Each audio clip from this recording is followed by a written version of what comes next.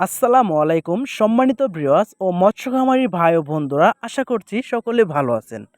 ইতিমধ্যে ভিডিওর স্ক্রিনে যে মাছের পোনাগুলি লক্ষ্য করতে পারছেন, এগুলো হচ্ছে থাই পাঙ্গাস মাছের পোনা।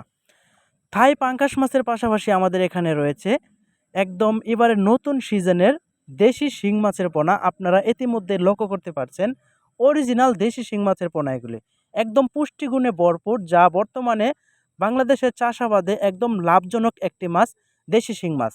দেশি শিং মাছ বিপুল পরিমাণে বাজারে বৃদ্ধি পায় এবং এই মাছ খুব স্বাদ ও টেস্টসম্মত হয়। এই মাছের দাম অনেকটাই বেশি। এক কথায় চাহিদাসম্মত একটি মাছ, বাজারে ব্যাপক চাহিদা, দামে বিক্রয় করা যায়।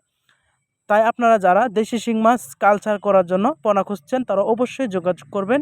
ইতিমধ্যে আরও লক্ষ্য করতে পারছেন আমার হাতের মধ্যে পাবদা মাছের পোনা, বড় সাইজের পাবদা মাছ। আপনারা যারা পাবদা মাছ চাষ করতে আগ্রহী, পাবদা মাছ কিন্তু একটি দ্রুতশীল বৃদ্ধি পায় এমন একটি মাছ, যা রাক্ষসে প্রজাতির যে কোনো ধরনের খাদ্য খেয়ে থাকে এই মাছগুলি। পাবদা মাছ আপনি যে কোনো পুকুরে, মিঠা পানির মাছ, এই মাছ আপনি যে কোনো পরিস্থিতিতে চাষ করতে পারবেন। পাবদা মাছ চাষ করার জন্য শুধু যে কোনো ধরনের জলাশয়, আপনি এই মাছ যে কোনোভাবে চাষ করতে আগ্রহী আছেন যারা, অবশ্যই চাষ করতে পারেন।